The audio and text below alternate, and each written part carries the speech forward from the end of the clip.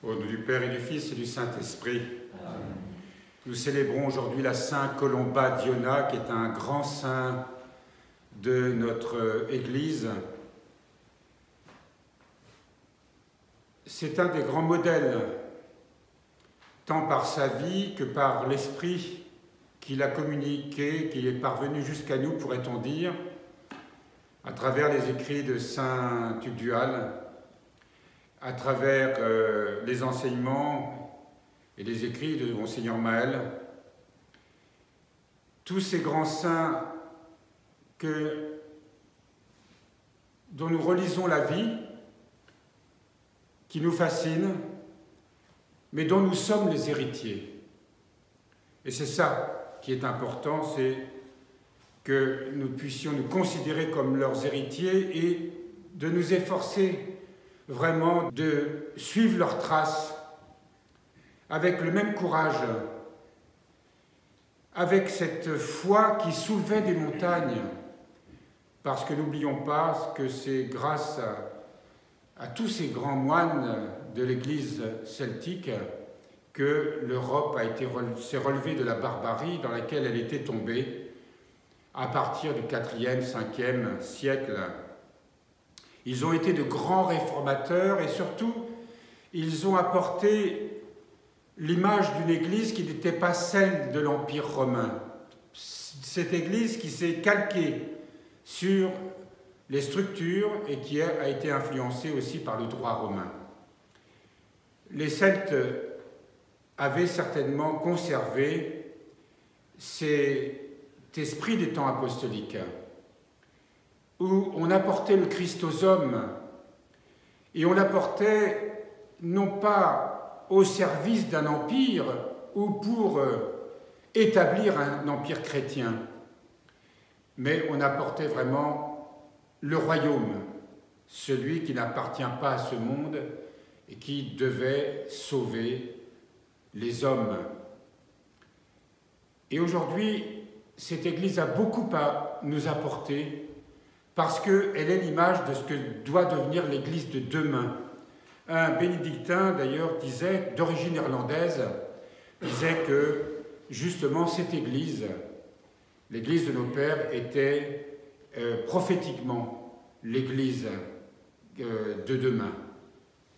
Nous allons poursuivre notre méditation sur ce petit livre, « Recherche la paix et poursuis-la », et nous sommes au chapitre que nous avons commencé, « Le Seigneur est mon berger, je ne manque de rien ». Nous vivons dans cette illusion.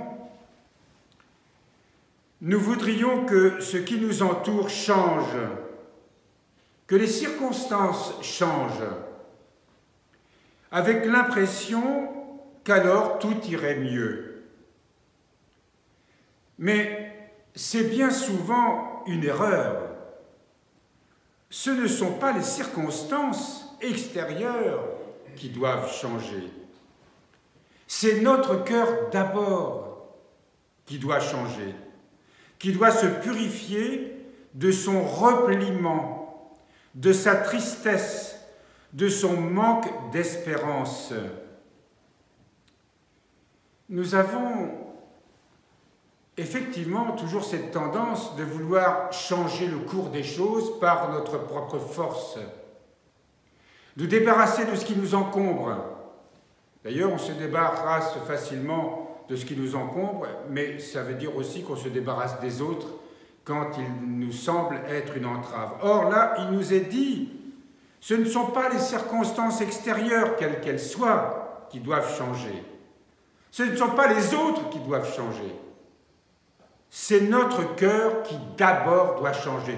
Si on n'a pas compris ça, alors on ne peut pas se purifier de ce repliement sur soi qui est à l'origine de toutes nos souffrances, de toutes nos inquiétudes, de toutes nos colères, de tout ce qu'on voudra.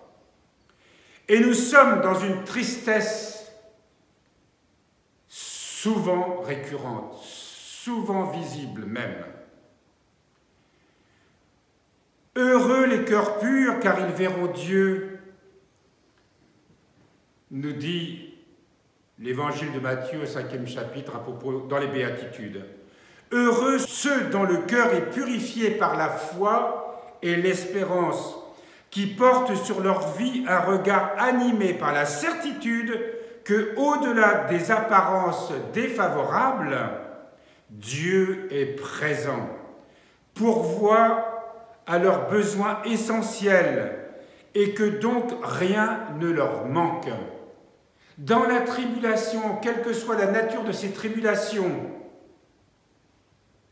nous devons avoir cette certitude par la grâce de la foi que Dieu pourvoira absolument à tous nos besoins. Et c'est parce que nous n'avons pas cette foi, souvent, que nous tombons évidemment dans le trouble, que nous ressassons les mêmes choses, que nous avons une vision toujours négative sur les autres, sur la vie même. Et nous ne comprenons pas que le Seigneur, si le Seigneur a permis que nous soyons affligés de telle ou telle manière, c'est pour justement nous communiquer sa grâce. Parce que c'est à partir de cette affliction que nous allons pouvoir nous ouvrir à lui, parce que nous sommes genoux à terre.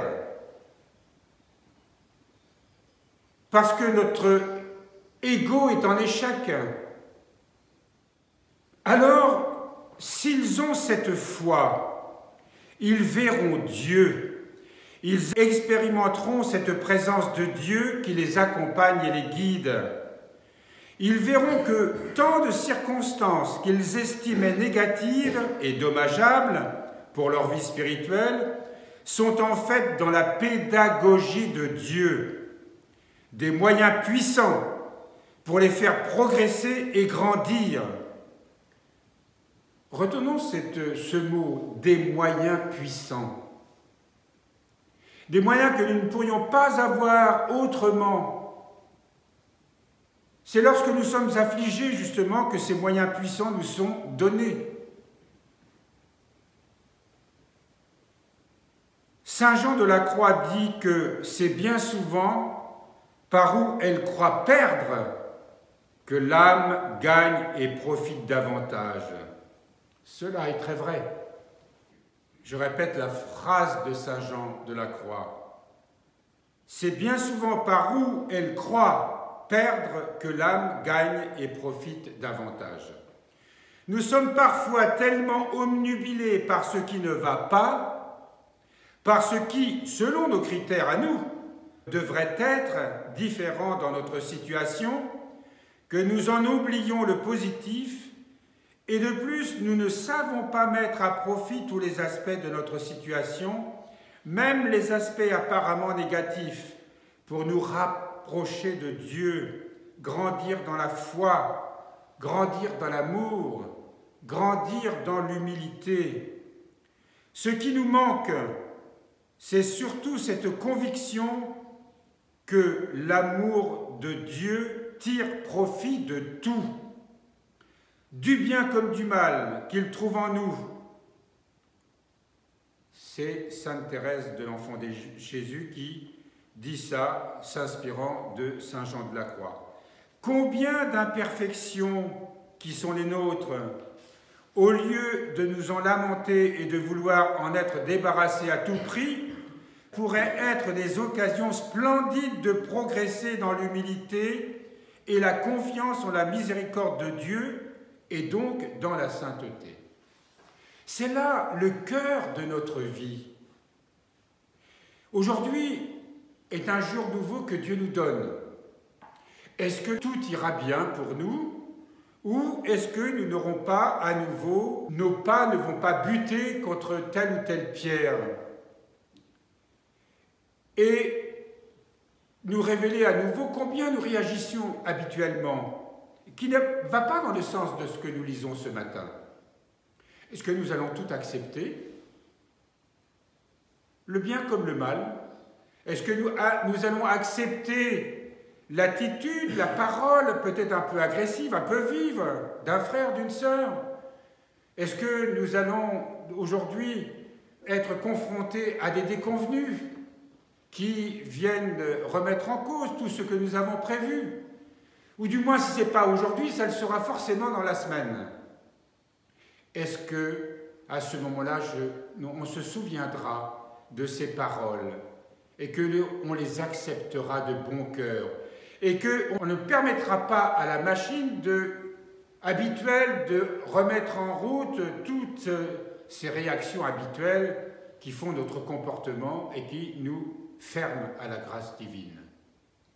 C'est parce que nous sommes affligés que justement Dieu peut nous communiquer sa grâce, parce que nous sommes là humiliés.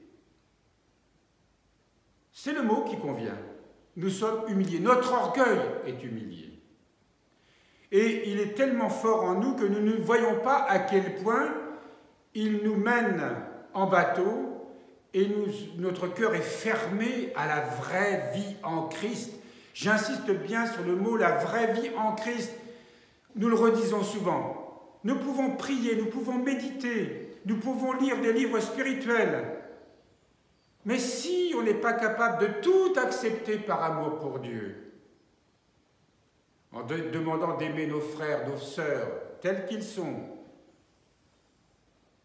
cet esprit d'oblation qui est le cœur de la vie chrétienne et qui permet justement de mourir à toutes ces passions qui sont en nous et que souvent on ne sait pas voir véritablement leur face. Si je ne suis pas satisfait de ma vie, de ma personne, de mes conditions, je vis avec le sentiment constant que tant de choses seront ainsi, il me sera impossible de vivre pleinement, vraiment, intensément. Je me sens défavorisé par rapport à d'autres et je porte en moi la nostalgie constante d'une autre vie, meilleure, plus favorisée, où là, enfin, je pourrais faire des choses valables. Non.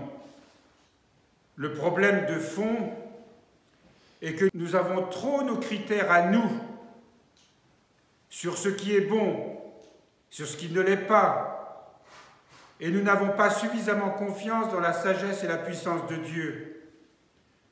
Nous ne croyons pas qu'il soit capable d'utiliser tout pour notre bien et que jamais, en quelque circonstance que ce soit, il ne nous laisse manquer de l'essentiel, c'est-à-dire en fin de compte de ce qui nous permet d'aimer davantage.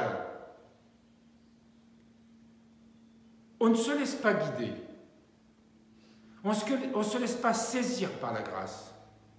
Un peu, et quand ça dure un peu trop longtemps, notre petite affliction, le petit inconfort, eh bien on retourne à notre façon de vivre, de fonctionner, de penser. Mais nous n'aimons pas les autres. Et si nous n'aimons pas les autres, ça veut dire qu'on n'aime pas Dieu. On se donne l'illusion d'aimer Dieu parce qu'on prie. Mais comment prions-nous? Nous devrions prier aujourd'hui en se disant « Seigneur, je veux faire ta volonté. Toutes les afflictions qui viendront, je les accueille. Donne-moi la force de les accueillir avec joie. »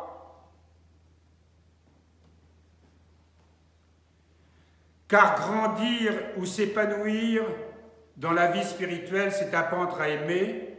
Tant de circonstances que j'estime dommageables pourraient de fait être pour moi, si j'avais plus de foi, des occasions précieuses d'aimer davantage, d'être plus patient, plus humble, plus doux, plus miséricordieux, de m'abandonner plus dans les mains de Dieu. C'est ça le problème. On ne s'abandonne pas dans les mains de Dieu et la moindre petite chose qui nous contrarie, ça nous déstabilise et on ne voit pas là que c'est une occasion précieuse. On est toujours en train de reprocher aux circonstances et aux autres de nous empêcher de vivre. C'est comme ça qu'on parle. Non, c'est l'inverse. Pour nous qui sommes chrétiens, et nous prions, aujourd'hui nous demandons à Saint Colomba, Diona, que nous admirons, ils ont suivi ce chemin, ils sont ces saints-là qui nous montrent le chemin. Prions-le de nous aider à nous engager résolument sur ce chemin de la croix qui seul nous conduira à la résurrection et à la vie nouvelle, qui seul nous permettra d'entrer dans le royaume. Soyons donc bien convaincus de cela, et ce sera pour nous une force immense. Dieu peut me laisser manquer parfois d'argent. Dieu peut me laisser parfois manquer de santé. Dieu peut parfois me laisser manquer de capacité et de vertu. Mais il ne me laissera jamais manquer de lui-même, de son insistance, de sa miséricorde, et aussi de ce qui peut me permettre de me rapprocher sans cesse, plus étroitement de lui, de l'aimer plus intensément, d'aimer mieux notre prochain et d'arriver à la sainteté.